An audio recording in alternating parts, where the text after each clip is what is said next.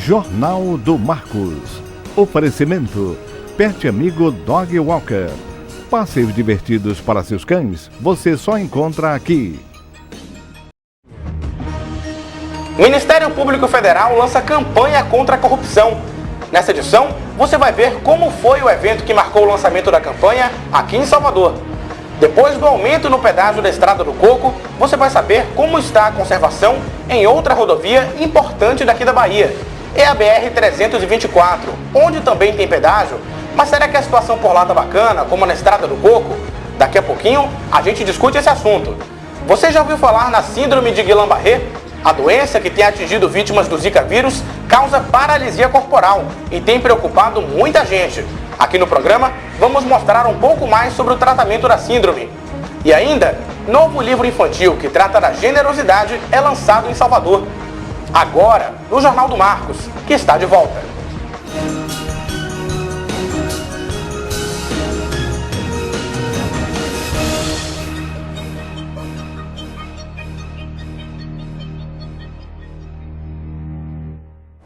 Olá, muito boa tarde. 10 medidas contra a corrupção. Esse é o nome da campanha do Ministério Público Federal, criada para tentar reduzir os crimes desse tipo em todo o país. O lançamento da campanha foi feito no último dia 7 de agosto. O evento aconteceu na sede do órgão, aqui na capital. Que a corrupção no Brasil é um crime cada vez mais comum, todos nós já sabemos.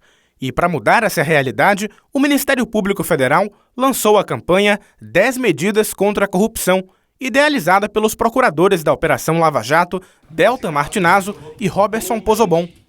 Na Bahia, o evento que marcou o lançamento das 10 medidas contou com a presença da Procuradora da República, Melina Montoya, que também é responsável pela divulgação da campanha aqui no estado. Em entrevista à nossa equipe, ela falou sobre a iniciativa. Essas 10 medidas, elas foram gestadas pelos procuradores que atuam na Lava Jato. Então, nós podemos dizer que foram gestadas por quem está à frente do maior caso de corrupção já descoberto no Brasil. E essas medidas, elas foram pensadas de forma sistemática, com diversas contribuições, e elas visam justamente corrigir essas dificuldades legislativas que atualmente nós temos para avançar nesse combate. A procuradora também falou sobre essas dificuldades. Eu posso citar aqui as dificuldades de investigação. É muito difícil descobrir um ato de corrupção. Nós temos também, quando a gente consegue descobrir as nulidades que são suscitadas pelas bancas de advocacia. E, além disso, quando a gente consegue efetivamente punir, as penas muitas vezes são pequenas, então nós não conseguimos angariar resultados satisfatórios dessa punição. Quem ainda participou do evento foi a também Procuradora da República, Flávia Arruti. Coordenadora do Núcleo de Combate à Corrupção na Bahia, ela explicou como ele atua. O Núcleo de Combate à Corrupção, qual é o objetivo principal? Normalmente é o que a gente chama do combate a esses crimes de colarinho branco. Ele atua justamente nisso, na persecução dos atos de improbidade administrativa, que também muitas vezes tem correlato na esfera criminal. Então nós atuamos em duas vertentes, investigamos o mesmo fato e depois adotamos as providências cabíveis, que normalmente pode ser o ajuizamento da ação de improbidade administrativa e a propositura de denúncia. Entre as 10 medidas está, por exemplo, a que prevê a realização de testes com agentes públicos para saber se eles seriam ou não suscetíveis à corrupção, ou a que sugere que os partidos políticos sejam responsabilizados pelos danos aos cofres públicos. Outra proposta que chama bastante atenção é a que torna a corrupção de altos valores, ou seja, a de cerca de 100 salários mínimos, um crime hediondo, o mesmo de quem pratica latrocínio, o roubo seguido de morte. As 10 medidas contra a corrupção englobam 20 anteprojetos de lei propostos pelo Ministério Público Federal e encaminhados ao Congresso para conter os casos de corrupção no Brasil. Em coletiva ao final do evento, o procurador do MPF e coordenador da Força Tarefa da Lava Jato, Deltan Martinazzo, falou sobre a transformação da corrupção de altos valores em crime hediondo. Hoje, a corrupção é um crime de baixo risco e, quando se trata de valores significativos, de alto benefício, no sentido que enche os bolsos dos criminosos. Se nós queremos que as pessoas queiram ficar longe da corrupção, ela deve ser um crime de alto risco. Para que isso aconteça, foi proposto que a pena da corrupção passe a variar de acordo com o valor desviado e nós propusemos também que a corrupção, a partir de R$80 mil, se torne crime hediondo. Existem algumas vantagens nisso. Hoje, a pessoa que comete corrupção, ela é punida normalmente com uma pena inferior a 4 anos, e isso acaba se tornando cestas básicas e uma prestação ao serviço de uma entidade. Com a nossa proposta, a pessoa, inicialmente, vai para um regime semiaberto, que seria uma colônia penal agrícola. Além disso, com a nossa proposta, a corrupção acima de R$80 mil, não é mais passível de um perdão que acontece hoje depois da pessoa cumprir apenas 1/4 da pena. Ou seja, a pena hoje some depois da pessoa cumprir 1/4 da pena, e a partir da nossa proposta, quando o crime se tornar hediondo, envolver valores acima de R$80 mil, isso não será mais possível. O projeto precisa obter 1,5 milhão de assinaturas da população em pelo menos 5 estados. Os interessados podem encontrar a ficha de assinatura na página www.10medidas.mpf.mp.br e, em seguida, encaminhá-la a uma das unidades do Ministério Público Federal. Atenção, motoristas! Quem tem passado pela Estrada do Coco desde o último dia 20, uma quinta-feira, já tem percebido que os valores do pedágio estão mais caros. O reajuste que também aconteceu nas BAs 093, 526, 524 e 535 já estava previsto pela Agerba, a agência que regula os transportes públicos aqui na Bahia, segundo uma decisão publicada no mês de agosto no Diário Oficial do Estado. Com um aumento de 7,57%, os condutores de carros, caminhonetes e furgões terão de pagar R$ 5,40 nos dias úteis e R$ 8,10 aos finais de semana. Agora, a gente sabe que a Estrada do Coco é uma rodovia bem conservada aqui na Bahia. E será que outras que cortam o estado, como a BR-324, mantêm o mesmo nível de conservação? Será que os serviços prestados pela concessionária que administra a rodovia estão à altura das tarifas cobradas nos pedágios de lá? É um assunto que interessa muita gente e quem traz mais detalhes é o repórter Gabriel Nascimento. Boa tarde, Gabriel. Isso mesmo, boa tarde, Marcos, boa tarde a todos. Pois é, realmente esse é um assunto que chama a atenção de muita gente porque dói no bolso. E justamente por isso a gente preparou uma reportagem listando os principais problemas enfrentados por quem trafega pela BR-324, que é, sem dúvida, a principal ligação entre a capital e as cidades do interior do estado. Tem buraco, falta de sinalização em alguns pontos e o que não falta é gambiarra. Vamos ver. Os problemas não são poucos para quem passa pela BR-324 no trecho Salvador-Feira de Santana. Quase 5 anos depois de a rodovia passar a ser administrada pela concessionária Via Bahia, pouca coisa mudou. De lá para cá, 2 praças de pedágio foram instaladas ao longo do trajeto. Mesmo assim, os cerca de 110 quilômetros que separam as duas cidades continuam sendo marcados por vários buracos, remendos na pista que deixam o asfalto completamente irregular e até rachaduras, como essa na estrutura de uma ponte no quilômetro 587 da rodovia, perto do povoado de Menino Jesus. Neste outro trecho, em vez de um muro de contenção para evitar deslizamentos de terra, foram colocados sacos de areia, mais um exemplo de improviso. Por telefone, nós entrevistamos Gerinaldo Costa, engenheiro civil e professor da Universidade Estadual de Feira de Santana. Ele disse que os sacos de areia no lugar do muro de contenção até funcionam de maneira provisória, mas garante que essa está longe de ser a solução adequada para o problema. Paliativamente, se usa o saco de areia para conter a erosão da saia de aterro. Mas isso é um paliativo mesmo, né? O correto é você fazer um trabalho de reconstrução dessa saia de aterro. Sobre o problema do asfalto irregular causado pelo excesso de remendos na pista, o engenheiro disse que a situação pode pôr em risco o condutor que trafega nesses trechos. Essas irregularidades, elas transmitem esforços diferenciados para o sistema de suspensão do veículo e, dependendo da situação, pode sim trazer riscos para a própria condução do veículo. Vale lembrar que, apesar dos problemas, quem passa pela BR-324 está pagando mais caro desde o fim do ano passado. É que com o último reajuste das tarifas de pedágio na rodovia, o valor cobrado por caminhonetes, automóveis e furgões passou de R$ 1,70 para quase R$ 2,00. Pois bem, muita coisa precisa melhorar e a gente espera que isso aconteça. Marcos. Obrigado, Gabriel, pela sua participação. Agora, olha que legal. Desde o dia 30 de julho, um shopping daqui de Salvador reservou 2 vagas no estacionamento para gestantes e mulheres com carrinho de bebê. O shopping, que fica no bairro do Itaigara, ainda fez questão de destacar o local, pintando as vagas de rosa.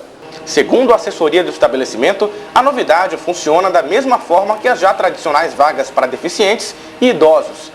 No ano passado, o Senado criou um projeto de lei para reservar pelo menos 3% das vagas nos estacionamentos para veículos conduzidos por gestantes. Aqui na capital, a Transalvador, que é o órgão que fiscaliza o trânsito, diz que vagas específicas para gestantes ou carrinhos de bebê ainda não são obrigatórias. Fique agora com o quadro Notícias da Semana.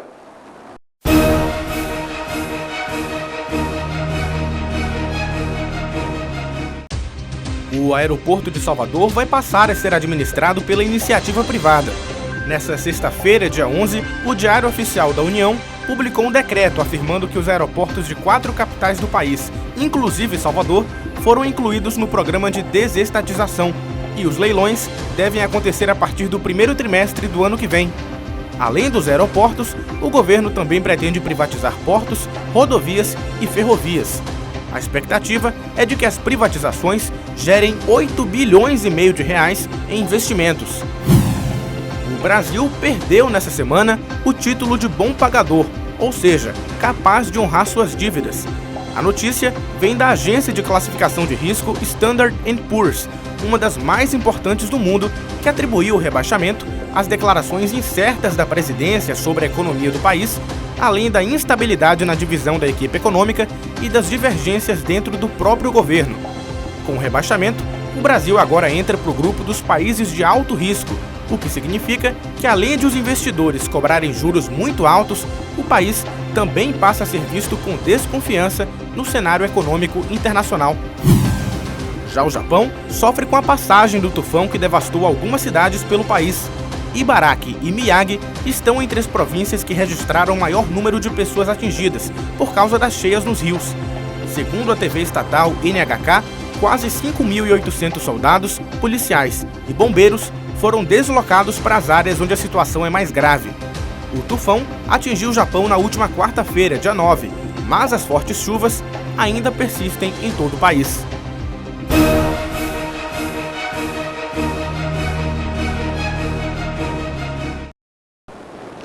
Em tempos de dengue, chikungunya e zika vírus, é sempre bom se precaver, tomar aqueles cuidados básicos contra o Aedes aegypti, o mosquito que transmite essas 3 doenças.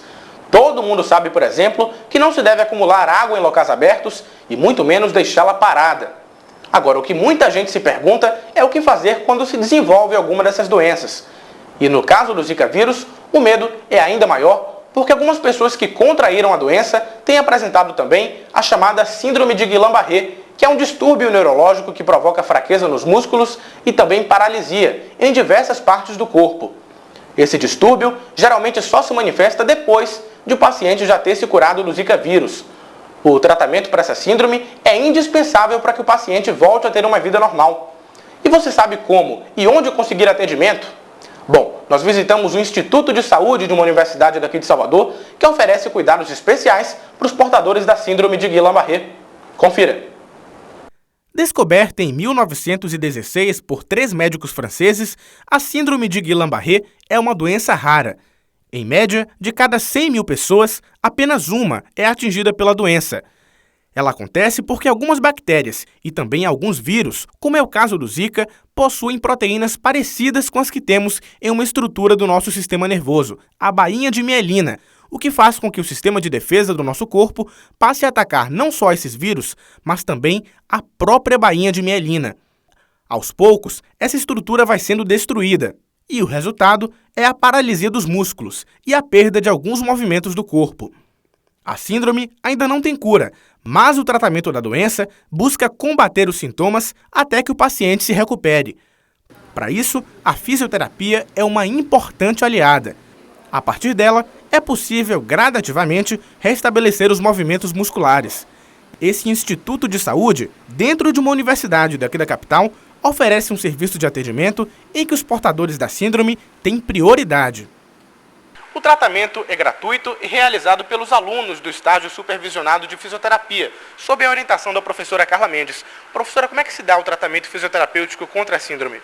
Então, na verdade, aqui no nosso instituto, o nosso ambulatório está preparado para poder receber essas pessoas. Nós temos os equipamentos necessários, o nosso atendimento está voltado para a comunidade, nós temos um grande número de vagas para isso, então basta que essas pessoas nos procurem fazendo uma inscrição ou presencial ou pelo telefone, que posteriormente nós chamamos para as avaliações. Qual que é a duração do tratamento? Essa duração ela é bastante variável. Nós temos um bom prognóstico no geral, então ela pode durar de 4 semanas, né, 1 mês, mais ou menos, até 6 meses. Algumas literaturas, inclusive, já dizem que a média de tratamento geral são de 15 meses. Carla explica ainda que, além de beneficiar a comunidade, o serviço oferecido também é importante para os alunos, para que eles possam estudar os efeitos da doença. Nós, quanto clínica escola, nós temos 2 responsabilidades, né? A primeira responsabilidade é com a comunidade, né? Então, com o atendimento à comunidade, e a responsabilidade com os nossos alunos. Então, quer dizer, o aluno que estudou a patologia lá no 6º, 7º semestre, agora ele vai ver ao vivo e a cores, enfim, quais são as implicações clínicas, como é que ele vai tratar, como é que ele vai avaliar esse paciente, promover o tratamento, promover também iniciação científica, trabalhos de conclusão de curso, discussões, debates, enfim. Então é enriquecedor, inclusive para os nossos alunos. Nós também conversamos com Larissa, que é aluna e estagiária de fisioterapia, e falou sobre como a experiência com o tratamento pode ajudar no seu futuro profissional. Ter a oportunidade de fazer estágio aqui no Instituto de Saúde é de suma importância, pois a gente tem a oportunidade de tratar pacientes que são portadores dessa síndrome rara, que nos últimos tempos está sendo bem evidenciada. A instituição, ela permite, né, que a gente cresça e ela disponibiliza de diversos equipamentos que a gente possa estar utilizando para realizar o tratamento dos pacientes portadores da síndrome. Vale lembrar que o serviço pode ser agendado pelo telefone 3206-8015. Posso te contar um segredo? É legal compartilhar o brinquedo. Esse é o nome do mais novo livro da escritora Renata Fernandes. Apaixonada por cultivar nas crianças o desejo pela leitura, a autora lançou o livro no dia 16 de agosto. E nós fomos conferir. Amigos e admiradores da autora marcaram presença no lançamento, feito numa livraria de um shopping da capital baiana. A obra conta a história de Teteu, um garoto que, graças aos amigos, aprende a compartilhar os brinquedos que tem. Escrito de forma divertida, cheio de rimas e ilustrações, o livro é um grande convite para a criançada. Lá mesmo na livraria, não era difícil ver essa cena. Papais e mamães lendo para os pequenos. E ninguém melhor para falar sobre o livro do que ela, a autora Renata Fernandes. Tudo bom, Renata? Tudo ótimo, e você? Tudo bem. Qual que é a importância da obra para as crianças? Importantíssimo, para que a criança já comece a entender que ler é divertido, é lúdico. E assim, quando a gente apresenta uma obra de maneira divertida para a criança, ela vai gostar de ler. Eu acho que o grande valor desse livro, assim, digamos que o cerne, né, do livro é sobre a generosidade, né, de mostrar para as crianças que, assim, a brincadeira compartilhada é muito mais legal, porque ela vai fazer amigos, ela vai poder experimentar um brinquedo novo de outra criança, ela vai aprender essa coisa do compartilhar mesmo, de conviver, né, com outras crianças, com outros brinquedos, com outras possibilidades. E já que o livro ensina a compartilhar o brinquedo, nossa equipe foi atrás dos pequenos, para saber se eles dão conta do recado. Esse aí é o Gustavo, de 8 anos. Ele garante que gosta de dividir os brinquedos com a turma. E diz o porquê. Porque eu gosto, é legal, eu posso conhecer o brinquedo dos outros. A gente também quis saber do Gustavo o que é que ele gosta de ler. Veja o que ele disse. Gosta de ler o quê? Vários livros. Tipo Diário de Banana. Já Clarissa, de 12, diz que achou o tema do livro interessante. Eu acho que vai ser muito legal o livro. Por quê?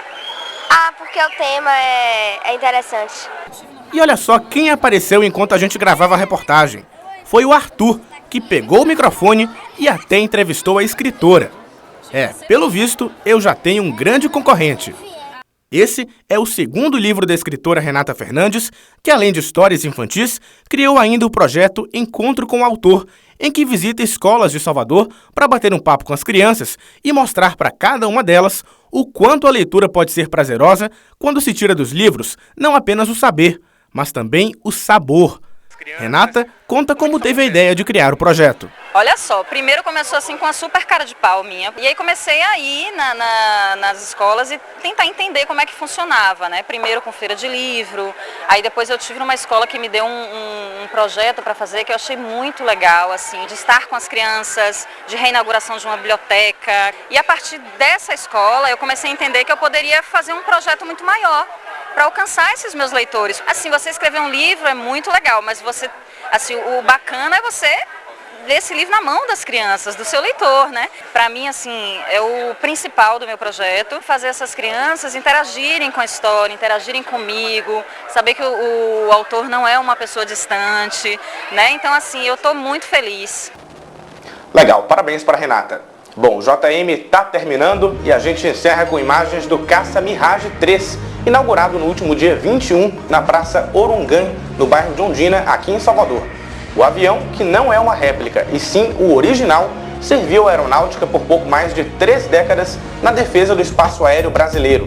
Muita gente que passa pelo local faz questão de registrar o monumento, que tem 15 metros de altura e podia alcançar até 2.350 km por hora. Uma ótima semana para você, um excelente mês de setembro também e até a próxima edição.